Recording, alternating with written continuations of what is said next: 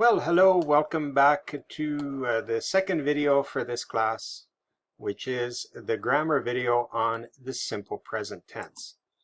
Now, the simple present tense is, it sounds like it's in the present, but it's not. It's a much more general, global tense that looks at different categories of things, facts, opinions, habits, and routines, things that are true or not true now, that were true or not true in the past, and will probably be true or not true in the future. So it's looking at a very global kind of scenario. So you have two different categories. The first is fact opinion. There's not very much difference between the two of them. But an example of a fact might be, I love pizza. Now, that's a fact. It's not, it's not a general global fact, but it's a fact for me. I love pizza. An opinion, though, would be pizza is delicious, because some people hate pizza. I don't understand it. I don't understand how you can hate it, but maybe you're allergic to cheese, or who knows why. So it's an opinion for that reason. There's not a lot of difference between the two things, and really it's not important that you know the difference between the two of them, really. The second is habits and routines. A habit is something more general. Something like, I bite the inside of my mouth. This is a true habit that I have. I've done it for so long, I don't even remember when I started. I wish I could stop, and whenever I go to the dentist, I'm always shy when he's looking in my mouth, because I know that it looks like somebody put a bomb in my mouth. And there you go. That's a habit. A routine has some sort of indicator of the frequency, fréquence in French, right? I drink coffee every morning. I never drink coffee. I always drink coffee. I often drink coffee. Things that show, right, how often, the frequency with which something happens. Again, these two things are very close together. There's not a very big difference between the two. How to conjugate the simple present. If it's an action verb, there you go. I prefer cats to dogs. Anything that is I or you or we or us or they, you just put the regular, right? The regular thing. Or, you can just change it around if you want. It's the same thing. But if it's a third person, he, she, or it, you put the S on the end. And we'll get into that a little bit later. To be form. So you have these different, I am, you are, he, she, it is, you are, we are, they are. I just realized I don't have questions here.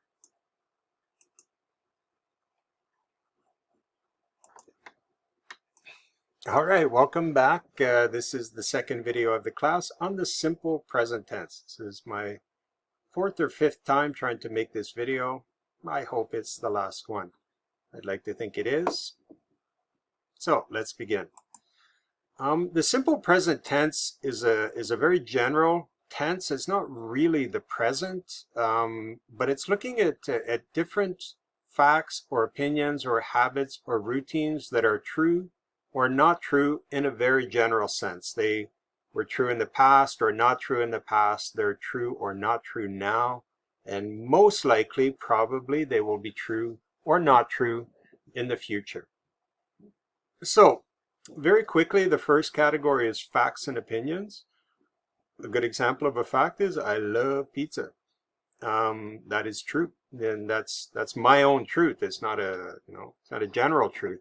A more general thing that is more an opinion is, pizza is delicious. Because some people just don't like pizza. Maybe one of you, you're allergic to cheese, or there's something about the texture. I don't know what. Whew, I'm happy I'm one of the people that is in this opinion category, but there you go. The other is habits and routines. There's not a lot of difference between a habit and a routine either, except that a habit is more general. I bite the inside of my mouth. is a good example of a habit. It's something I wish I didn't do. I've tried to stop a few times. It's just not even something I think about a lot of the time. I just find myself snacking away on the inside of my mouth. And maybe some of you do that too. It's really an unpleasant habit. Whenever I go to the dentist, I'm always a little bit shy that I have to open my mouth and he sees everything that I've done to it. Like I threw a bomb in there or something like that. A routine is that I drink coffee every morning, and the reason it's a routine is you have something that shows how often it happens. You could put I never drink coffee, or I often drink coffee. I brush my teeth after breakfast every morning. Whatever routines that you or other people or that happen generally in the world. So these are the 4 categories of the simple present, but really you can break it down into 2 categories of 2. So how to conjugate? If it's an action verb, there you go. You either have it exactly like it is, or for third person that we'll get into with more detail after, you put an S onto the verb. Don't ask me why. It makes no sense at all. I did not invent this language. If I did, you would never have to do that. It's really just a pain in the butt that you have to remember to do this. When you're speaking, I might or might not hear that you didn't do it properly. When you're writing, I do see it. So try to get into the habit. Remember habits. Get into the habit of putting the S onto the third person. To be form, I am, you can contract it to I'm a pretty relaxed person. You are, he, she, it is. You are, we are, and they are. The do verb, I do. I do the dishes after supper every night. And the only difference being here, the third person. And have. The only difference, again, is on this one, he, here, he, she, it, has. Again, third person, any person, place, thing, or idea that is third person, that is the pronoun he, she, or it, or the actual thing. My car, the economy, you know, you can just go on and on. My doctor, you know, it goes on and on, the third person. And there's quite a few of them, and you need to add S or ES to the end of the verb. Again, this is not something I invented. This is just a rule. I don't understand why it's in place. There's a lot of reasons for that, but none of them are very logical. So, Bob eats pizza for lunch every Friday. There you go. And my car does a 150. I'm just inventing a number. I don't know. I don't like to drive fast, so I just put that as an example. It is the do verb in the third person. The negative form for to be, easy peasy, just put not after the verb. I probably should put that in a more clear context, right? Not. There we go. Always use the do verb in the third person. So an example, sorry, this should be oh no, do not put an S onto the main verb, sorry. So the sun is not shining today, or the sun isn't shining today. So this is the negative form of a to be verb, is not. And the negative of a have verb, he does not, there's the third person, he doesn't have any money left. So you always have to remember to put the do verb into the third person and then keep the main verb with no S onto it. And then questions. First, for first person, use the do verb plus the main verb. And do you like pizza? There's your do verb. Try to remember to put it in the correct order. Don't say do like you pizza. You need to have the verb, the subject, the main verb, and there you go. So split it up. Do you like pizza? Third person is the does verb plus the main verb with no S on it. Does your car? There's your to be, there's your third person verb, excuse me. and there is your main verb with with no S on it. Right? It's in the first person form. This is a hard thing to get used to. You're going to make mistakes, many of you. There you go. Do your best, practice it, and try to get a little bit better, that when you're doing a speaking evaluation or a writing evaluation, that you remember these few simple verbs.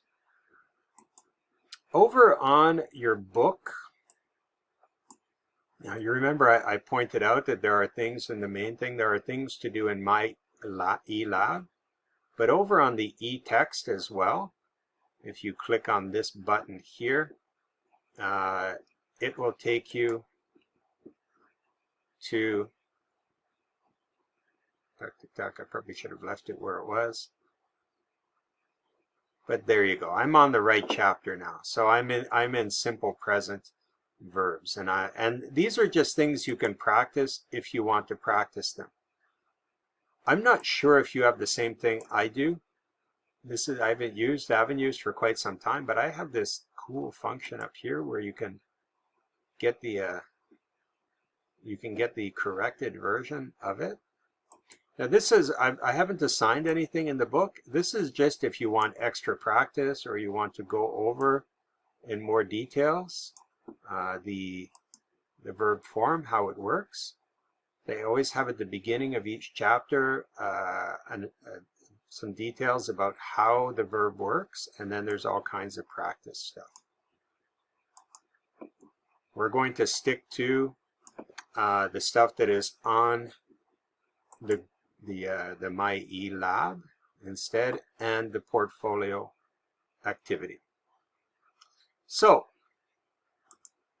that is it for this. I hope you have a clearer understanding of how it works. If you have any questions, don't be shy to contact me, and I will help you in any way I can.